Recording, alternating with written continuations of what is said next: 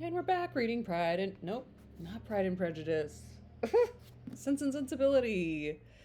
I've said it for so long that I think I'm reading Pride and Prejudice still, but I'm not. I'm reading Sense and Sensibility, and I'm adoring this book.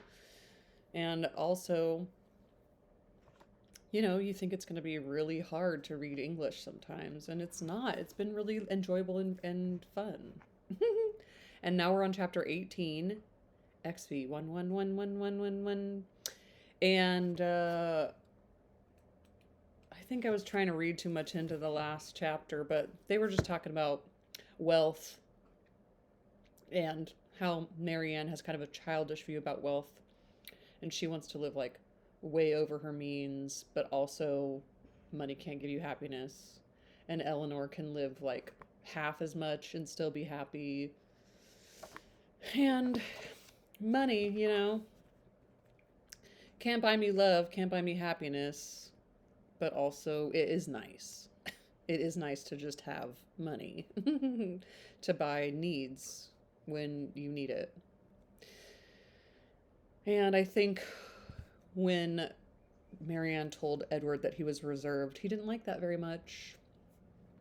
And getting your opinions about yourself from others or from yourself, it's different. It's working on that right now. Self-worth from yourself, not from others. Okay, chapter 18. Now that we're all caught up. What did he say? Edward would made no answer that she was, it's called him reserved. His gravity and thoughtfulness returned on him in their fullest extent, and he sat for some time in sometimes silent and dull. Okay, Eleanor saw with great uneasiness the low spirits of her friend. His visit afforded her but a very partial satisfaction, while his enjoyment in it appeared so imperfect. Hurt people hurt people. It was evident that he was unhappy. She wished it were equally evident that he still distinguished her by the same affection, which once she had felt no doubt of inspiring. But hitherto, many more hithertos in this one than Pride and Prejudice.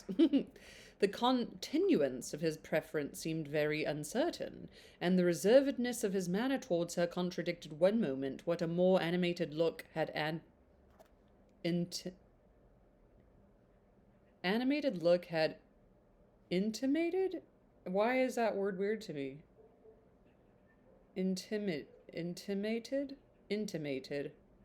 The preceding one. Contradicted one moment what a more animated look had intimated the preceding one.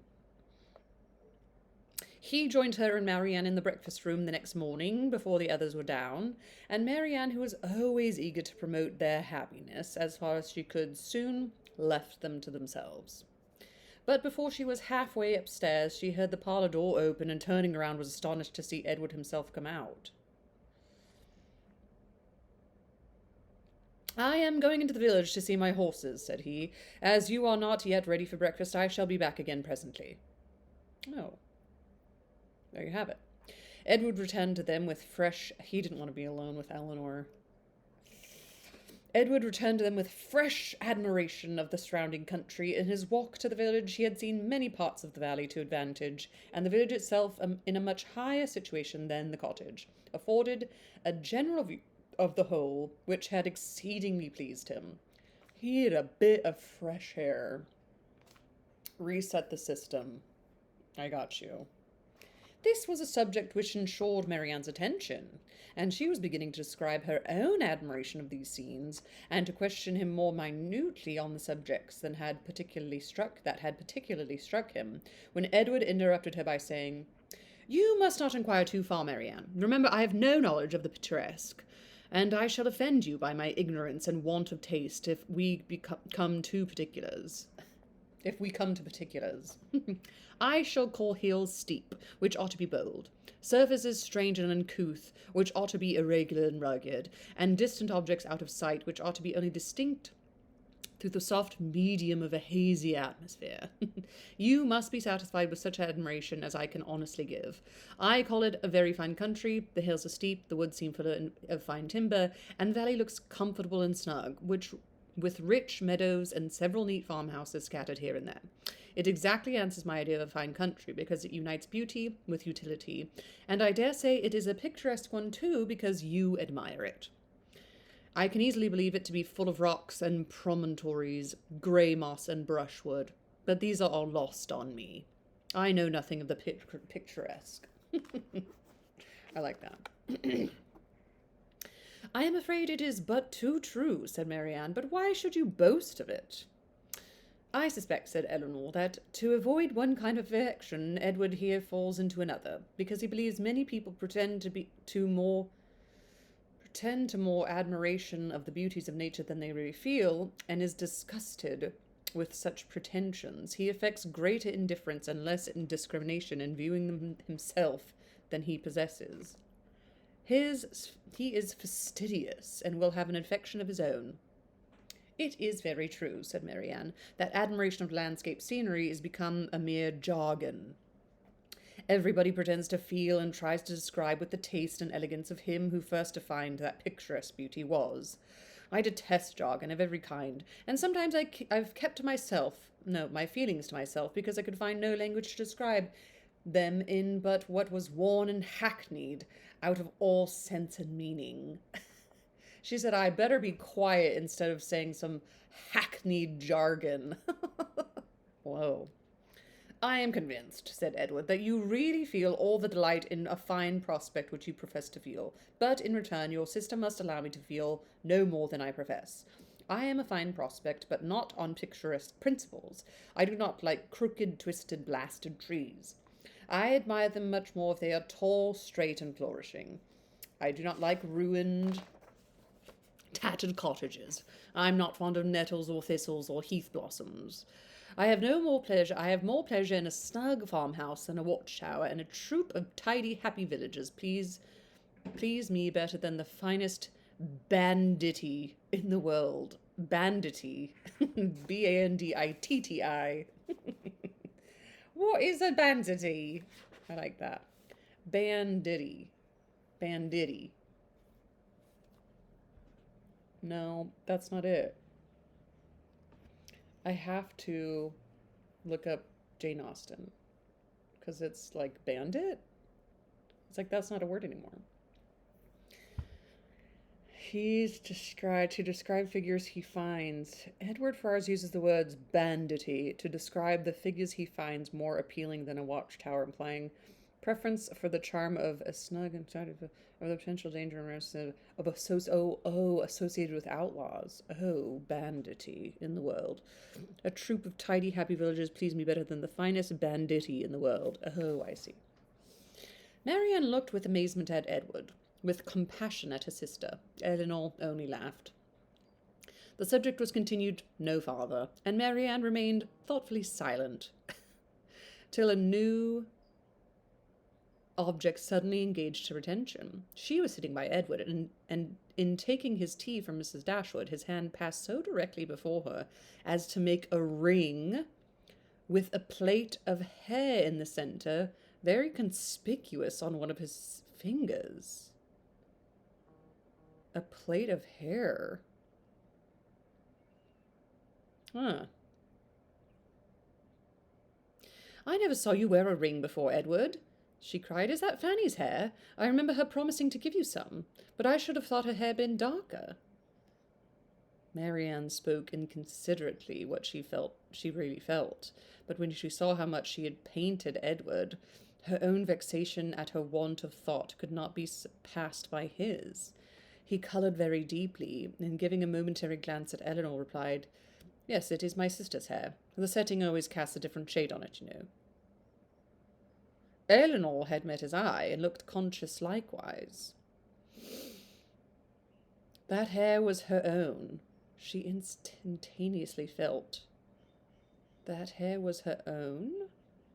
She instantaneously felt as well satisfied as Marianne. The only difference in their conclusions was that That what Marianne considered as a free gift from her sister Eleanor was conscious must have been procured by some theft or contrivance unknown to herself. She was not in a humour, however, to regard it as an affront, and affecting to make no notice of what passed, by instantly talking of something else, she internally resolved henceforth to catch every opportunity of eyeing the hair and of satisfying herself, beyond all doubt, that it was exactly the shade of her own.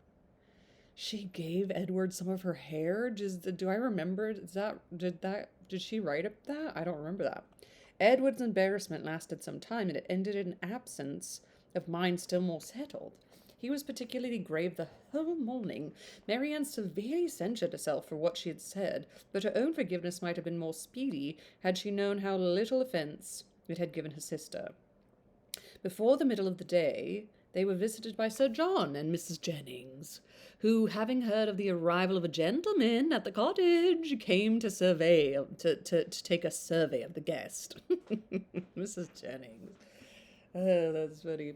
With the assistance of his mother-in-law, Sir John was not long in discovering that the name of Faraz began with an F, and this prepared a future mine of raillery against the devoted Eleanor, for which nothing but the newness of their acquaintance with Edward could have prevented him from being immediately sprung. Faraz begins with an F. Okay. But as it was, she only learned from some very significant looks how far their penetration, founded on Margaret's instructions, extended. Sir John never came to the Dashwoods without either inviting them to dine at the park the next day, or to drink tea with them that evening. On the present occasion, for the better entertainment of their visitor, towards whose amusement he felt himself bound to contribute, he wished to engage for them both. "You must drink tea with us tonight," said he, "for we shall be quite alone, and tomorrow you must absolutely dine with us, for we shall be a large party." He invited them to both things that he usually invites people to. Mrs. Jennings enforced the necessity, "And who knows but you may raise a dance," said she, "and that will tempt you, Miss Marianne." "A dance!" cried Marianne. "Impossible! Who is to dance?" "Who? Who? Why, yourselves, and the Careys and the Whittakers, to be sure. What? You thought nobody could dance because a certain person shall be nameless is gone? Ugh. Not too much tact, huh?" "I wish with all my soul," cried Sir John, "that Willoughby were among us again." This and Marianne's blushing gave new suspicions to Edward. "And who is Willoughby?" said he in a low voice to Miss Dashwood, by whom he was sitting. "Oh, he's sitting next to Eleanor." She gave him a brief reply. Marianne's countenance was more communicative. Edward saw enough to comprehend, and not only the meaning of others, but such of Marianne's expression as had puzzled him before, and when their visitors left them, he went immediately round to her and said in a whisper, "I have been guessing. Shall I tell you my guess?" "What do you mean?" "Shall I tell you?" "Certainly." "Well then, I guess that Mr. Willoughby hunts." Because she said that she wanted someone who hunts. She's going to hire somebody who hunts when she has all of her money. Wow. Marianne was surprised and confused. She could not help smiling at the quiet archness of his manner, and after a moment's silence said, "Oh, Edward, how can you? But the time will come, I hope. I'm sure you will like him." "I do not doubt it," replied he, rather astonished at her earnestness and warmth. For had he not imagined it to be a joke for the good of her acquaintance in general, founded only on a something, or a nothing, between Mr. Willoughby and herself, he would have not ventured to mention it.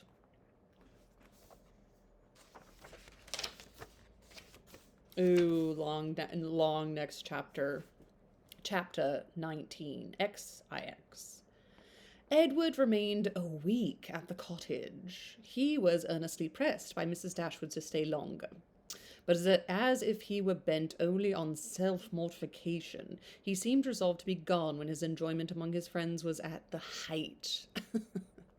Yeah, I know that feeling, like, it can't get any better than this, I am gonna go. His spirits during the last 2 or 3 days, though still very unequal, were greatly improved. He grew more and more partial to the house and environs, never spoke of going away without a sigh, declared his time to be wholly disengaged, even doubted to what place he should go when he left them. But still, go he must. Never had any week passed so quickly. He could hardly believe it to be gone. He said so repeatedly, other things he said too, which marked the turn of his feelings and gave the lie to his actions. He had no pleasure at Norland. He detested being in town. But either to Norland or London he must go. He valued their kindness beyond anything, and his greatest happiness in being with them. Yet he must leave them at the end of the week in spite of their wishes and his own, and without any restraint on his time. Yeah, I remember reading something about how he's the eldest, and so he has to like have a big huge career, and he just like wants to be chill and happy. So his mom is always like, "Did you find anything yet?" So he has to like constantly go and like interview for jobs or whatever, however they did it back then, but to deliver his resume and upload his Indeed.com resumes and stuff. Eleanor placed all that was astonishing in this way of acting to his mother's account, and it was happy for her that he had a mother whose character was so imperfectly known to her as to be the general excuse for everything strange on the part of a son. Disappointed, however, and vexed as she was, and sometimes displeased with his uncertain behaviour to herself, she was very well disposed on the whole to regard his actions with all the candid allowances and general qualifications which had been rather more painfully extorted from her for Willoughby's service by her mother. His want of spirits, of openness, and of consistency were most usually attributed to his want of independence and his better knowledge of Mrs. Farrar's disposition and designs. The shortness of his visit, the steadiness of his purpose in leaving them, originated in the same fettered inclination, the same inevitable necessity of temporizing with his mother, the old, well-established grievance of duty against will, parent against child, was the cause of all. She would have been glad to know when these difficulties were to cease, this opposition was to yield, when Mrs. Ferrars would be reformed, and her son be at liberty to be happy. But from such vain wishes she was forced to turn for comfort to the renewal of her confidence in Edward's affection, to the remembrance of every mark of regard in look or word which fell from him while at Barton, and above all to that flattering proof of it which he constantly wore around his finger. Eleanor's hair. "I think, Edward," said Mrs. Dashwood, as they were at breakfast the last morning, "you would be a happier man if you had any profession to engage your time and give an interest to your plans and actions. Some inconvenience to your friends, indeed, might result from it. You would not be able to give them so much of your time. But," with a smile, "you would be materially benefited in one particular, at least. You would know where to go when you left them." "I do because he's like, I don't know where I'm going, but I do have to go. "I do assure you," he replied, "that I have long thought on this point, as you think now. It has been, and is, and probably will always be, a heavy misfortune to me that I have had no necessary business to engage me, no profession to give me employment, or afford me anything like independence. But unfortunately, my own nicety and the nicety of my friends have made me what I am, an idle, helpless being. We never could agree in our choice of profession. I always preferred the church, and as I still do. But that was not smart enough for my family. They recommended the army. That was a great deal too smart for me. The law was allowed to be genteel enough. Many young men who had chambers in the Temple made a very good appearance in the first circles, and drove about town in every knowing gigs. But I had no inclination for the law, even in this less abstruse study of it, which my family approved. As for the navy, it had a fashion on its side, but I was too old when the subject was first started to enter it. And at length, as there was no necessity for my having any profession at all, as I might be as dashing and expensive without a red coat on my back as with one, idleness was pronounced on the whole to be the most advantageous and honourable.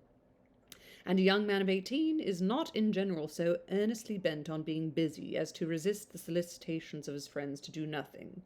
I was therefore entered at Oxford, and have been properly idle ever since. The consequence of which, I suppose, will be, said Mrs. Dashwood, since leisure has not promoted your own happiness, that your sons will be brought up to as many pursuits, employments, professions, and trades as calumelas. I gotta go to the back. What? Calumelas? Calumela matata? Calumela. In Calumela, or The Distressed Anchorette by Richard Graves. There's an account of how Calumela disposes of his sons. Whoa. They will be brought up, said he in a serious accent, to be as unlike myself as possible, in feeling, in action, in condition, in everything. Come, this is an effusion of immediate want of spirits, Edward. You are in a melancholy humour, and fancy that any one unlike yourself must be happy. But remember that pain of parting from friends will be felt by everybody at times, whatever be their education or state. Know your own happiness. You want nothing but patience, or give it a more fascinating name, call it hope. Your mother will secure to you, in time, that independence you are so anxious for. It is her duty, and it must ere long become her happiness to prevent your whole youth from being wasted in discontent. How much may not a few months do? I think, replied Edward, that I may defy many months to produce any good to me. I may defy many months to produce any good to me.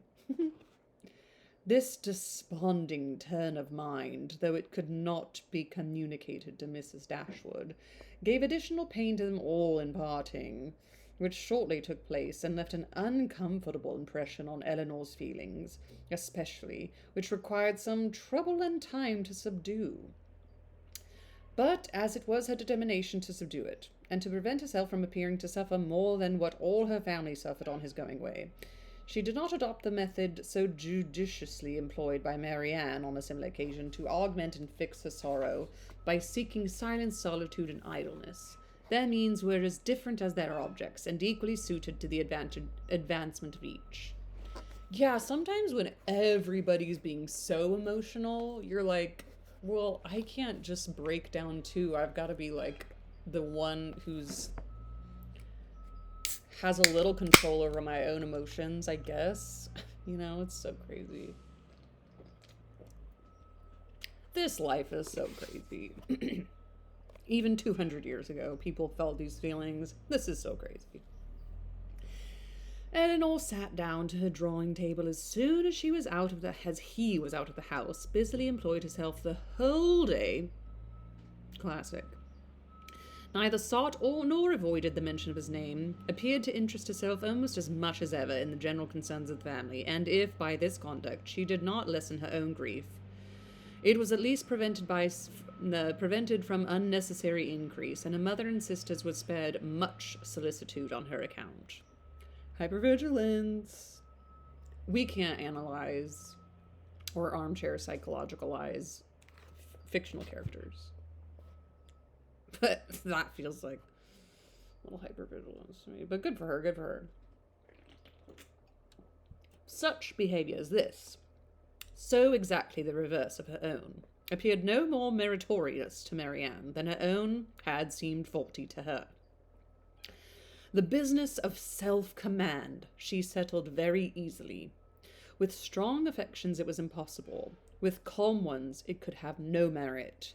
That her sister's affections were calm she dared not deny, though she blushed to acknowledge it. And of the strength of her own she gave a very striking proof, by still loving and respecting that sister, in spite of this mortifying conviction, without shutting herself up from her family, or leaving the house in determined solitude to avoid them, or lying awake the whole night to indulge meditation. Elinor found every day afforded her leisure enough to think of Edward, and of Edward's behaviour in every possible variety which the different state of her spirits at different times could produce, with tenderness, pity, approbation, censure, and doubt. There were moments in abundance when, if not by the absence of her mother and sisters, at least by the nature of their employment, conversation was forbidden among them, and every effect of solitude was produced. Her mind was inevitably at liberty. Her thoughts could not be chained elsewhere, and the past and the future, on the subject so interesting, must be before her, must force her attention and engross her memory, her reflection, and her fancy. If you got one foot in the past and one foot in the future, you're pissing on the present. From a reverie of this kind, as she sat at her drawing table, she was roused one morning, soon after Edward's leaving them, by the arrival of company. She happened to be quite alone. The closing of the little gate and the entrance of the green court in the front of the house drew her eyes to the window, and she saw a large party walking up to the door. They said, "You guys have had two bros come and spice things up and leave, so we are gonna bring people over to take care of you guys, because there is a lot of energy." Amongst them was Sir John, and Lady Middleton, and Mrs. Jennings, but there were two others, a gentleman and a lady, who were quite unknown to her. She was sitting near the window, and as soon as Sir John perceived her, he left the rest of the party to the ceremony of knocking at the door, and stepping across the turf, obliged her to open the casement to speak to him, though the space was so short between the door and the window as to make it hardly possible to speak at one without being heard at the other. "Well," he said, "we have brought you some strangers. How do you like them?" "Hush, they will hear you." "Never mind if they do. It's only the Palmers. Charlotte is very pretty, I can tell you. You may see her if you look this way." As Eleanor was certain of seeing her in a couple of minutes, without taking that liberty, she begged to be excused. "Where is Marianne? Has she run away because we are come? I see her instrument is open." "She is walking, I believe." They were now joined by Mrs. Jennings, who had not patience enough to wait till the door was open before she told her story. She came hallooing into the window. She came hallooing to the window. "How do you do, my dear? How does Mrs. Dashwood do? And where are your sisters? What, all alone? You will be glad of a little company to sit with you. I have brought my other son and daughter to see you. Only think of their coming so suddenly. I thought I heard a carriage last night while we were drinking our tea, but it never entered my head that it could be them. I thought of nothing but whether it might not be Colonel Brandon come back again. So I said to Sir John, I do think I hear a carriage. Perhaps it is Colonel Brandon come back again." This woman cracks me up. I thought to myself, could it be Colonel Brandon? And I said to my son-in-law, could it be Colonel Brandon?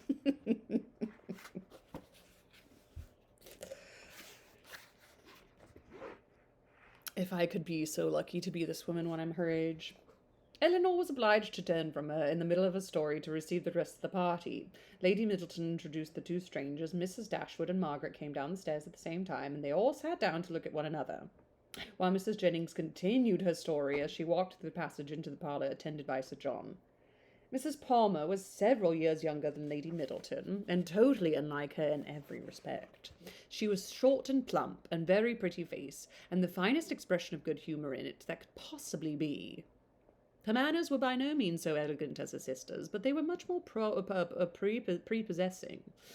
She came in with a smile, smiled all the time of her visit, except when she laughed, and smiled when she went away. Her husband was a grave-looking young man of 5 or 26, with an air of more fashion and sense than his wife, but of less willingness to please or be pleased. I will not please nor will I be pleased by any of this. He entered the room with a look of self-consequence, slightly bowed to the ladies without speaking a word, and after briefly surveying them with their apartments, took up a newspaper from the table and continued to read it as long as he stayed. Okay. Mrs. Palmer, on the contrary, who was strongly endowed by nature with a turn of being informally civil and happy, was hardly seated before her admiration of the parlour and everything in it burst forth. "Well, what a delight of a room this is! I never saw anything so charming. Only think, mamma, how it has improved since I was here last. I always thought it such a sweet place, ma'am." Turning to Mrs. Dashwood, "You've made it so charming. Only look, sister, how delightful everything is. How I should like such a house for myself. Should not you, Mr. Palmer?" Of course, Mr. Palmer made no answer, and did not even raise his eyes from his newspaper. Okay. Mr. Palmer does not hear me, she said, laughing. He never does sometimes. It is so ridiculous. This was quite a new idea to Mrs. Dashwood. She had never been used to find wit in the intention of anyone, and could not help looking with some surprise at them both. She said, Is this how you guys are? Is this a thing? This is you guys, or what is going on? Is there a thing happening? What's happening?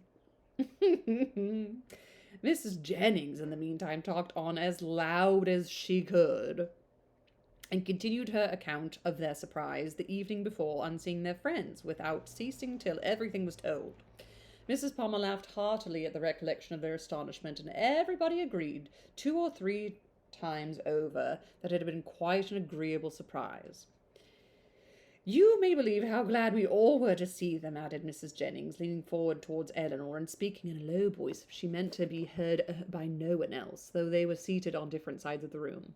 But, however, I can't help wishing that they had not travelled quite so fast, nor made such a long journey of it, for they came all round by London upon account of some business, for you know, nodding significantly and pointing at her daughter, it was wrong in her situation. I wanted to stay at home and rest this morning, but she would come with us. She longed so much to see you all. Is she pregnant? Is she in a delicate way because she's pregnant? She's not made a long journey? Mrs. Palmer laughed and said it would not do her any harm. She expects to be confined in February, continued Mrs. Jennings. Because she's pregnant?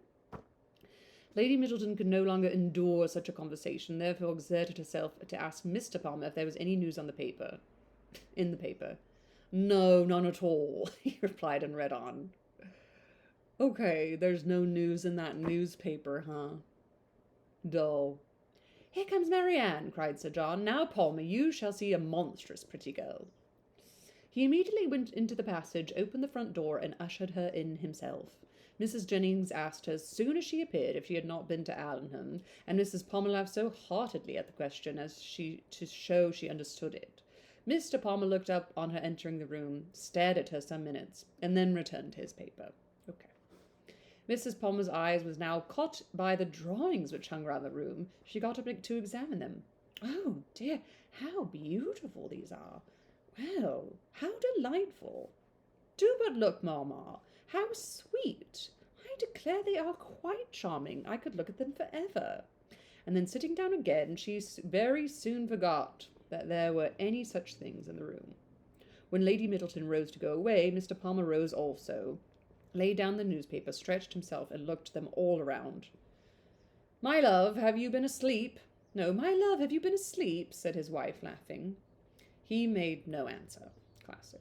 And only observed, after again examining the room, that it was very low-pitched, and that the ceiling was crooked. He then made his bow and departed with the rest. Yeah, everybody's talking about this room, but the ceiling is crooked, and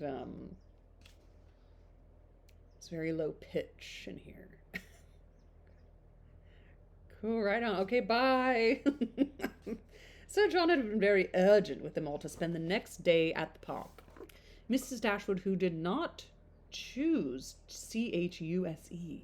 choose to dine with them oftener than they dined at the cottage, absolutely refused on her own account. Her daughters might do as they pleased, but they had no curiosity to see how Mr. and Mrs. Palmer ate their dinner, and no expectation of pleasure from them in any other way. They attempted, therefore, likewise to excuse themselves. The weather was uncertain and not likely to be good. I love that they can use, the weather as an excuse. We have, all of the things to help us not be affected at all by weather. But Sir John would not be satisfied. The carriage should be sent for them, and they must come. Lady Middleton, too, though she did not press their mother, pressed them. Mrs. Jennings and Mrs. Palmer joined their entreaties. All seemed equally anxious to avoid a family party, and the young ladies were obliged to yield. Why should they ask us? Said Marianne, as soon as they were gone. The rent of this cottage is said to be low, but we have it on very hard terms, if we are to dine at the park whenever anyone is staying either with them or with us. They mean no less to be civil and kind to us now, said Eleanor, by these frequent invitations than by those which we received from them a few weeks ago. The alteration is not in them, if their parties are grown tedious and dull. We must look for the change elsewhere. Wow. Mrs. Jennings and Mrs. Palmer make quite the duo, and Mr. Palmer could not take it or leave it. I'm gonna leave it. What a guy. We're continuing on with Sense and Sensibility.